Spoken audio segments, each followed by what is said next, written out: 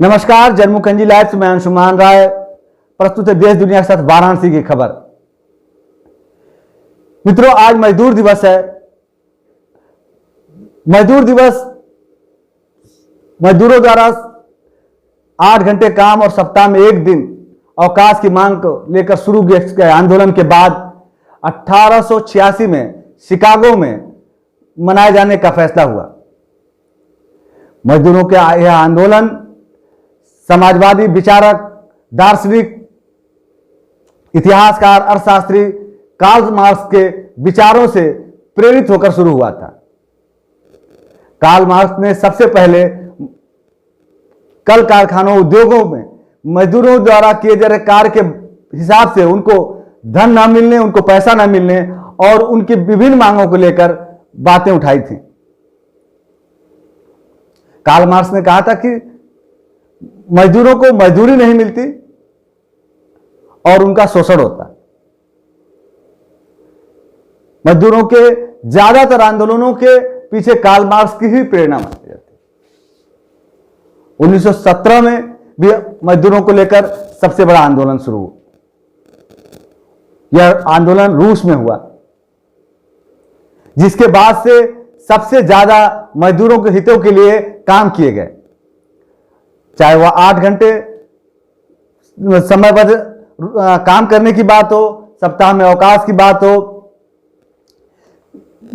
मजदूर महिलाओं की डिलीवरी के लिए समय दिए जाने की मांग हो, उनके लिए मकानों की बात हो, तरह तरह के भत्ते की बात हो। यह सारी चीजें 1917 के बाद तेजी से शुरू हुई।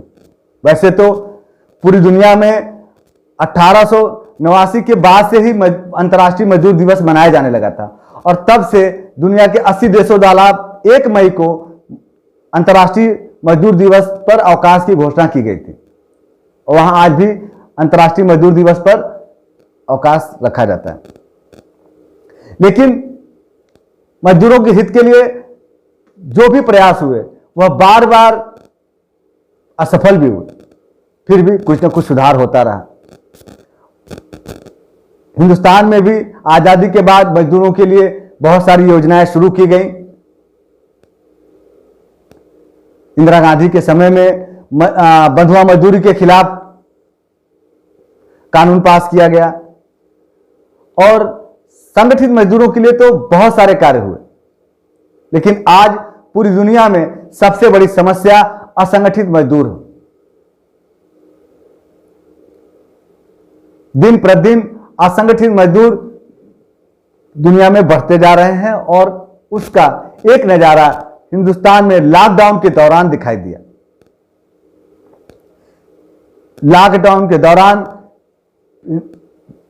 देश के विभिन्न प्रदेशों में लाखों की संख्या में फंसे प्रवासी मजदूर जिस तरह से पैदल अपने अपने घरों के लिए निकले, वह बताने के लिए काफी है कि असंगठित मजदूरों की समस्याएं कितनी।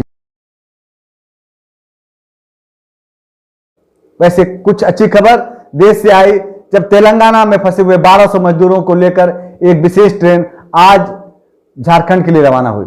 बताया जा रहा है कि देर शाम तक यह ट्रेन पिछले 40 दिनों से तेलंगाना में फंसे मजदूरों को झारखंड लेकर पहुंच जाएगी।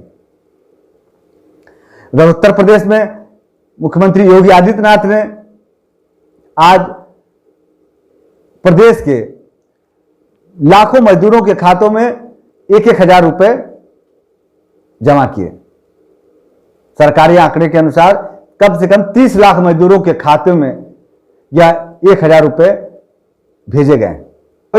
महाराष्ट्र के मुख्यमंत्री उद्धव ठाकरे के लिए आज राहत भरी खबर आई। चुनाव आयोग ने महाराष्ट्र में लंबित विधान परिषद के चुनाव को 21 मई तक कराने का निर्णय कर लिया है। यदि 21 मई तक चुनाव नहीं कराए जाते तो उद्धव ठाकरे के लिए मुसीबत बढ़ने वाली थी। उद्धव ठाकरे किसी भी सदन के सदस्य नहीं है और 27 मई तक उनका 6 महीने का कार्यकाल पूरा हो रहा है।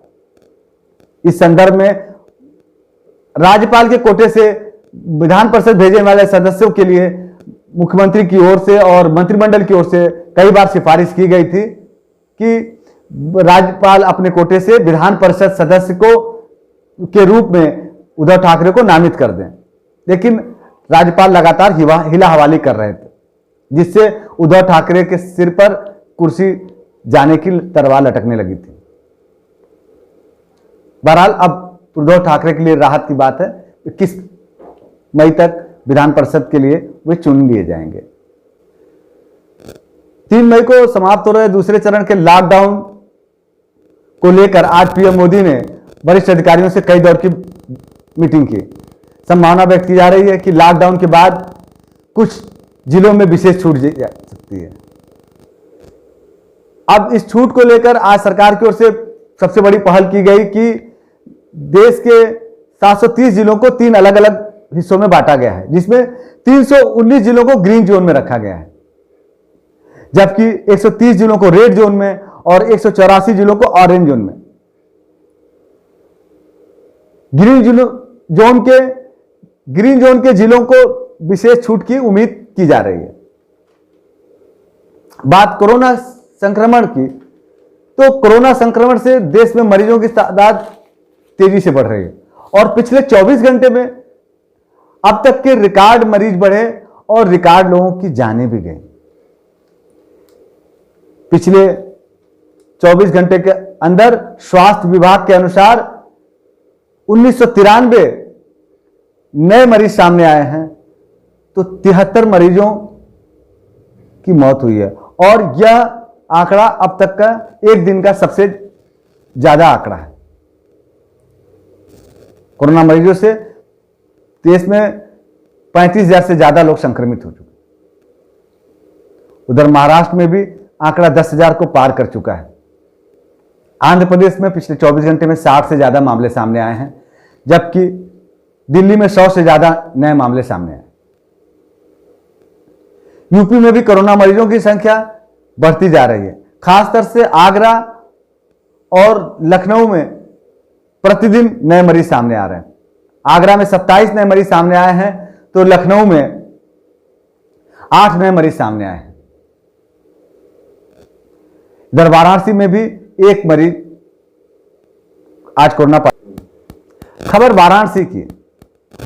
वाराणसी में आज बीएचयू लैब में कार्यरत महिला साइंटिस्ट कोरोना पॉजिटिव पाई गई। चेतगंज के बाग बरियार की रहने वाली महिला साइंटिस्ट के कोरोना पॉजिटिव पाए जाने के साथ ही प्रशासन के लिए संकट बढ़ गया।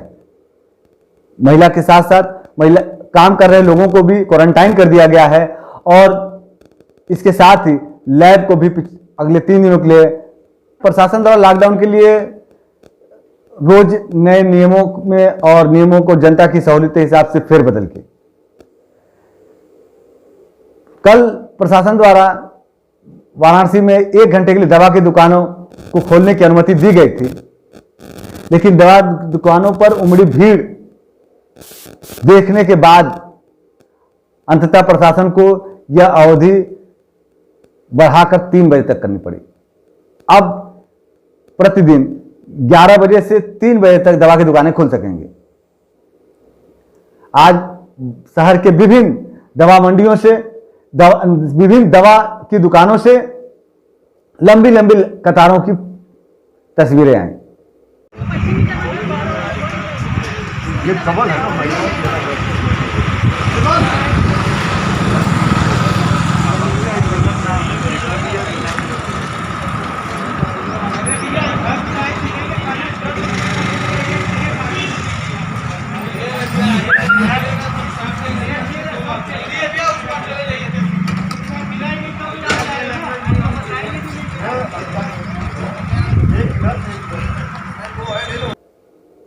खबर राजनीति की। कैंट विधानसभा क्षेत्र के विधायक सौरभ श्रीवास्तव द्वारा एक्सपायरी रियल जूस बंटवाने का मामला प्रतिदिन तूल पर पकड़ता जा रहा है। इस मामले में लोगों द्वारा तरह तरह के वीडियो वायरल किए गए। अब राजनीति भी आगे बढ़ने लगी है। विपक्षी कांग्रेस पार्टी ने आज एसएसपी से मिलकर इस मामले में जांच की मांग की। कांग्रेस नेताओं का कहना है कि जब शहर में महामारी फैली हुई है। ऐसे में इस तरह से लोगों के स्वास्थ्य से खिलवाड़ ठीक नहीं है, इसलिए प्रशासन इसकी जांच कराकर कार्रवाई करे ताकि आइंदा विधायक द्वारा ऐसी हरकत न की जा सके। एसएसपी से मिलने वालों में कांग्रेस जिला अध्यक्ष राजेश्वर पटेल और महानगर अध्यक्ष राघवेंद्र चौबे शामिल थे।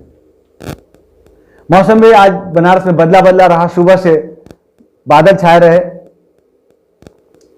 और हल्की बूंदाबांदी देर शाम तक होने की उम्मीद है।